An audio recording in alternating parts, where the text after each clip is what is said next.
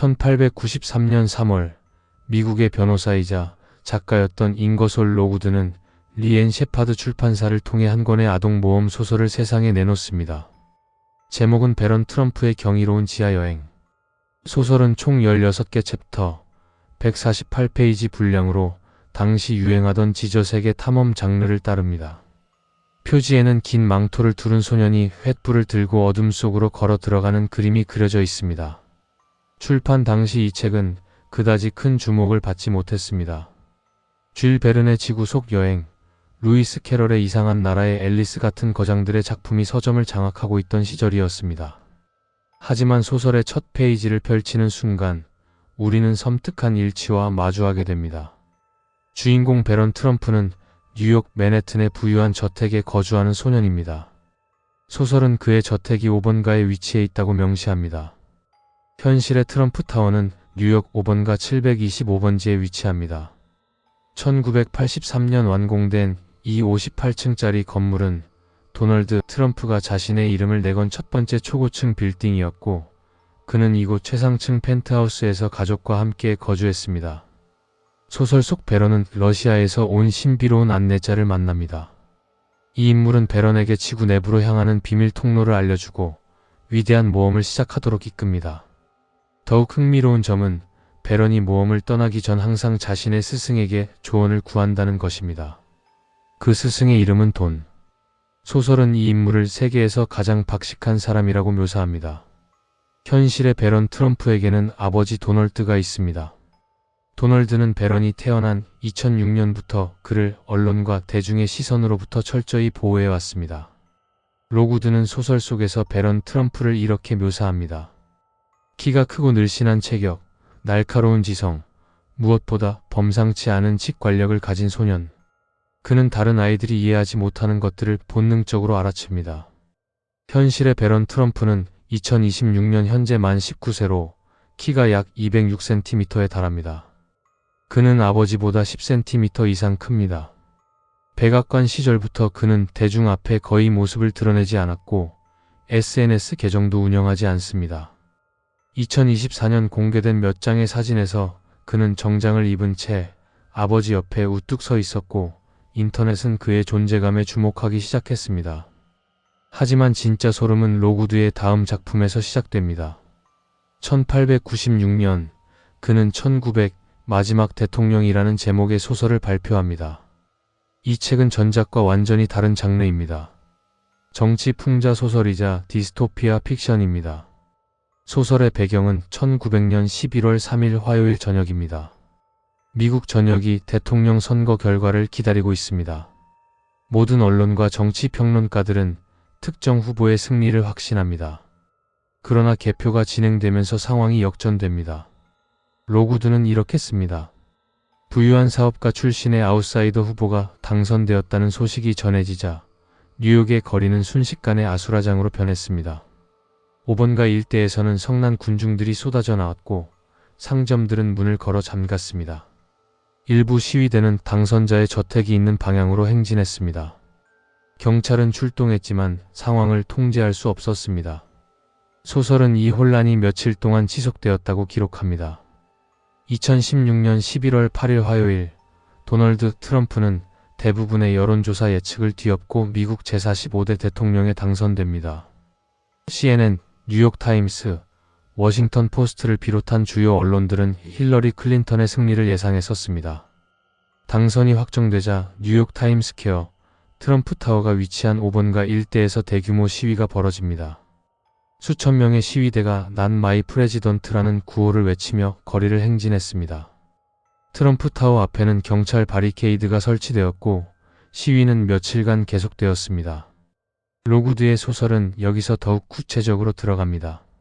새로 당선된 대통령은 자신의 내각을 구성하기 시작합니다. 소설 속 대통령은 랜턴 랜스라는 인물을 국무장관 자리에 임명합니다. 이 인물은 소설에서 대통령의 오랜 친구이자 신뢰할 수 있는 조언자로 묘사됩니다. 2017년 1월 20일 도널드 트럼프는 마이크 펜스를 부통령으로 임명합니다. 펜스는 트럼프의 러닝메이트로서 선거운동 기간 내내 그를 지지했고 4년 임기 동안 부통령직을 수행했습니다. 이름의 유사성만이 아닙니다. 로구드의 소설은 당선자가 취임 후 직면할 경제적 혼란을 상세히 예측합니다. 소설 속에서 월스트리트는 극심한 불안정에 빠집니다. 주식시장은 급락하고 은행들은 패닉에 빠집니다. 부유층과 빈곤층 사이의 간극은 더욱 벌어집니다. 소설의 제목이 마지막 대통령인 이유는 이 혼란이 결국 미국 민주주의 체제 자체를 위협할 정도로 심각해지기 때문입니다. 트럼프 재임 기간 미국 사회는 극심한 분열을 겪었습니다. 로구드가 1896년에 묘사한 혼란의 풍경이 120년 후 현실이 된 것입니다. 통계적으로 접근해 봅시다. 미국 사회보장국 데이터에 따르면 배런이라는 이름은 1880년대부터 1990년대까지 상위 500위권 밖에 희귀한 이름이었습니다. 2000년대 들어서야 순위가 조금 상승했지만 여전히 흔한 이름은 아닙니다. 트럼프라는 성은 더욱 드뭅니다. 독일계 이민자 가문의 성으로 원래 트럼프였던 것이 영어식으로 변형된 것입니다. 전미 인구 조사에서 트럼프 성을 가진 사람은 수천 명에 불과합니다. 5번가 거주지, 11월의 당선, 뉴욕의 혼란, 펜스라는 이름까지 개별적으로 보면 각각은 설명 가능한 요소들입니다. 하지만 이 모든 요소가 하나의 인물과 하나의 사건에 동시에 수렴할 확률은 어떻게 계산해야 할까요? 수학적으로 독립적 사건들의 동시 발생 확률은 각 확률의 곱으로 계산됩니다. 배런이라는 이름의 희소성, 트럼프라는 성의 희소성, 5번가 거주, 돈이라는 스승, 11월 당선, 뉴욕 시위, 펜스 유사 이름을 모두 곱하면 그 확률은 천문학적으로 낮아집니다. 여기서 우리는 다시 니콜라 테슬라라는 이름과 마주하게 됩니다. 1856년 7월 10일 오스트리아-헝가리 제국의 작은 마을 스밀란에서 태어난 이세르비아계 천재는 현대 전기 문명의 실질적 설계자입니다. 그는 교류 전기 시스템을 발명했고 이는 오늘날 전 세계가 사용하는 전력 전송 방식의 기초가 되었습니다. 무선 통신 형광등, 리모컨, 레이더, X선 기술의 토대를 놓았습니다. 그가 제출한 특허만 300개가 넘습니다. 하지만 테슬라의 진짜 관심사는 더 급진적인 영역에 있었습니다. 1899년 콜로라도 스프링스에서 그는 거대한 실험실을 세웁니다. 높이 60m의 금속탑을 세우고 수백만 볼트의 전압을 만들어냅니다. 그는 이 시설에서 지구 자기장과 공명하는 주파수를 찾으려 했습니다. 실험 노트에는 이렇게 적혀 있습니다. 나는 지구 전체를 하나의 전도체로 만들 수 있다. 특정 주파수로 에너지를 전송하면 지구 반대편에서도 수신할 수 있다. 1901년 그는 뉴욕 롱아일랜드의 워든클리프 타워를 건설하기 시작합니다. 높이 57m의 이 탑은 무선 전력 전송 실험을 위한 것이었습니다. 테슬라는 투자자들에게 이 탑이 전 세계에 무선으로 전기를 공급할 수 있을 것이라고 설명했습니다. 하지만 그의 개인 노트에는 더 야심찬 계획이 적혀 있었습니다. 시간과 공간은 절대적이지 않다. 특정 주파수의 공명을 통해 우리는 시공간의 구조 자체에 접근할 수 있다. 1895년 3월 13일 테슬라의 맨해튼 실험실에서 화재가 발생합니다. 수년간의 연구 자료와 실험 장비가 전소됩니다. 테슬라는 나중에 이렇게 말했습니다. 그 화재로 내가 잃은 것은 돈으로 환산할 수 없다. 시간을 되돌릴 수 있다면 그날 밤으로 돌아가고 싶다. 흥미롭게도 화재 직후 테슬라는 시간에 대한 언급을 더욱 자주 하기 시작합니다. 1896년 한 인터뷰에서 그는 이렇게 말합니다. 미래는 이미 존재한다. 우리가 그것을 볼 수 없을 뿐이다. 1943년 1월 7일 오후 10시 45분경 테슬라는 뉴욕 뉴요커 호텔 3327호실에서 홀로 심장마비로 사망합니다. 그의 나이 86세였습니다. 시신은 1월 8일 오후 메이드에 의해 발견됩니다. 호텔 측은 즉시 경찰에 신고했고 경찰은 FBI에 연락합니다. 당시는 제2차 세계대전 한복판이었고 테슬라가 죽음의 광선과 입자빔 무기에 대한 연구를 하고 있다는 것은 공공연한 비밀이었습니다. FBI는 즉각 호텔 방을 봉쇄합니다. 외계인 재산관리국 요원들이 현장에 도착하여 테슬라의 모든 소지품을 압수합니다. 트렁크, 서랍, 금고에 있던 모든 문서를 상자에 담습니다. 총 80개의 상자가 채워집니다. 여기에는 수천 페이지의 연구 노트, 설계도, 서신, 그리고 테슬라가 생전에 공개하지 않았던 미완성 이론들이 포함되어 있었습니다. FBI 국장 J. 에드거 후버는 이 자료들의 안보 위험성을 평가하기 위해 전문가를 지명합니다. 1943년 1월 9일 매사추세츠 공과대학의 전기공학과 교수 존 조지 트럼프가 호출됩니다. 당시 47세였던 존 트럼프는 방사선 의학과 고전압 공학 분야의 최고 권위자였습니다. 그는 MIT에서 밴더 그래프 발전기를 이용한 방사선 치료 연구로 명성을 얻었고 전쟁 중에는 레이더 개발에도 참여했습니다. 존 트럼프는 3일간 테슬라의 자료를 검토합니다. 1943년 1월 12일 그가 FBI에 제출한 보고서는 현재 미국 국립문서기록관리청에 보관되어 있습니다. 공식 기록에 따르면 그는 이렇게 결론 내렸습니다. 검토한 자료 대부분은 추측적이고 철학적 성격을 띠고 있습니다. 즉각적으로 실현 가능한 발명품이나 무기 시스템의 구체적 설계도는 발견되지 않았습니다.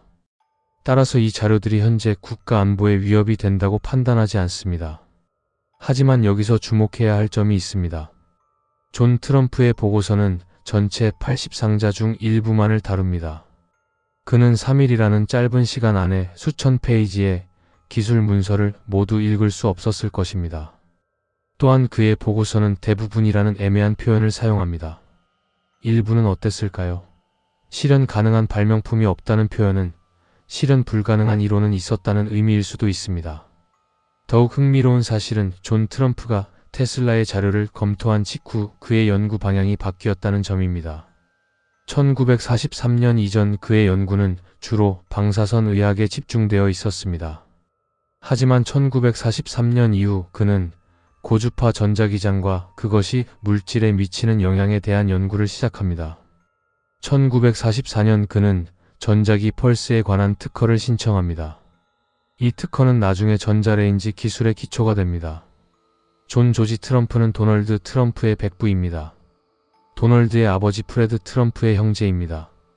존 트럼프는 평생 독신으로 살았고 1985년 2월 21일 보스턴에서 사망할 때까지 MIT에서 연구와 강의를 계속했습니다. 그는 미국 국립과학 아카데미 회원이었고 레이건 대통령으로부터 국가과학훈장을 받았습니다. 도널드 트럼프는 여러 인터뷰에서 자신의 숙부를 언급하며 자랑스러워했습니다. 2016년 대선 유세 중 도널드 트럼프는 이렇게 말했습니다. 저희 숙부는 MIT의 교수였습니다. 정말 뛰어난 분이셨죠. 저는 좋은 유전자를 물려받았습니다. 우리 가족은 똑똑합니다. 2020년 한 인터뷰에서 그는 더 구체적으로 언급합니다. 저희 숙부는 니콜라 테슬라의 연구를 검토하셨습니다. 테슬라는 천재였습니다. 제 숙부도 천재였고요. 여기서 하나의 가설을 구성해 볼 수 있습니다. 만약 존 트럼프가 테슬라의 자료 중 일부를 비밀리에 보관했다면 어떨까요? 만약 그 중에 시간의 본질에 관한 테슬라의 이론이 포함되어 있었다면 어떨까요? 테슬라는 생전에 시간은 순환한다. 과거와 미래는 동시에 존재한다는 주장을 여러 차례 했습니다. 1935년 뉴욕타임스 인터뷰에서 그는 이렇게 말했습니다. 시간 여행은 가능하다. 다만 우리가 아직 올바른 주파수를 찾지 못했을 뿐이다. 또 다른 각도에서 접근해 봅시다. 로구드와 테슬라 사이의 연결고리입니다. 로구드는 1843년 뉴욕에서 태어나 1900년 사망했습니다. 변호사로 활동하면서 정치 풍자 소설을 주로 썼습니다. 그의 작품들은 대부분 당시 사회의 문제를 비판하는 내용이었습니다. 테슬라는 1884년 미국에 도착하여 뉴욕에서 활동했습니다. 1893년 시카고 만국박람회에서 테슬라의 교류 전기 시스템이 전시되어 큰 주목을 받았습니다. 1893년은 로구드가 베런 트럼프의 경이로운 지하 여행을 출판한 해입니다. 같은 해 테슬라는 뉴욕에서 가장 유명한 과학자였습니다. 로구드가 변호사로서 뉴욕 상류사회에서 활동했다면 테슬라의 명성을 첩했을 가능성은 충분합니다. 당시 뉴욕의 엘리트들은 테슬라를 살롱에 초대하여 전기 실험을 보여달라고 요청했습니다. 테슬라는 이러한 모임에서 자신의 이론을 설명하곤 했습니다. 로구드의 소설에는 또 다른 흥미로운 요소가 있습니다. 배런 트럼프는 지하 세계로 여행을 떠나지만 그곳에서 시간이 다르게 흐른다는 것을 발견합니다. 지상에서는 며칠이 지났지만 지하에서는 몇 주가 흘렀습니다. 이는 아인슈타인의 상대성 이론이 발표되기 10년도 전의 이야기입니다.